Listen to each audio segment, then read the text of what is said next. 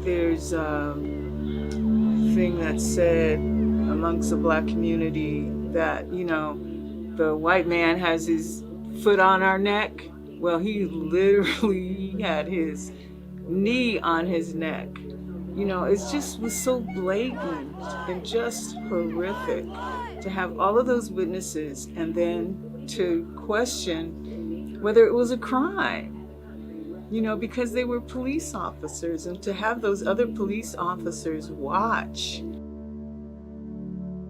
They need peace, and the police, they need to take care of that. I don't want to fight. I don't like that. All these terms, all police fight with the people, and this is not right. Police, they take care of people. Sure, this guy had a jacket of reports that in Minneapolis that he shouldn't have been policing anymore. Okay, fine. But the system that protects him, the culture that is grounded in 400 years of racist practice in this country, and systems and structures that support white supremacy. We as white people need to understand our complicity with it and are benefiting from it, even if we individually are committed non-racists. People have gotten to the boiling point. What do we do to get people's attention that it has to stop? We cannot be killed and gunned down in the streets like animals. It just has to stop. The man in Central Park, who is a credible person, Harvard grad, out bird watching. But the thing that we tell people is, whatever your credentials are, all they see is a black face, and that automatically has a certain perspective for people. So it doesn't matter what you do to try to change your station in life, you are still a black person, and can be shot down in the street. I can walk where I want and not think that someone's going to look at me and think criminal.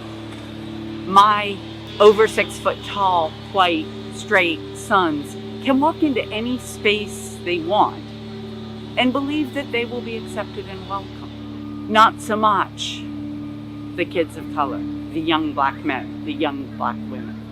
I was with the same group from LA the day before. Okay. And it was peaceful there too. And then, we see unvariables that kind of joined in, and Antifa, anti-capitalist groups with their black flags. And we were very organized in our route. So that's how you can tell we weren't a part of that. That was a completely different driver for those folks. Our cause is greater than that. And we don't want it to be overshadowed by looting and all of these other individuals trying to shift the narrative. That's not what this is about. We're always trying to show a more positive perspective of the black community. There are things that happen in every community, and we cannot be singled out just because we're more visible. We are 13% of this city. So I hope that somehow there's something positive that comes from this. But we know that in the past there have been programs instituted and some people get some money to rebuild and all of that. But you can't change the hearts and minds of people when they're racist. You can't do it. Any amount of legislation or money put into communities will not change that. So I don't know. How do we do that? We mustn't be naive about what it takes to dismantle white supremacy. I think that we do a fair amount of surface stuff.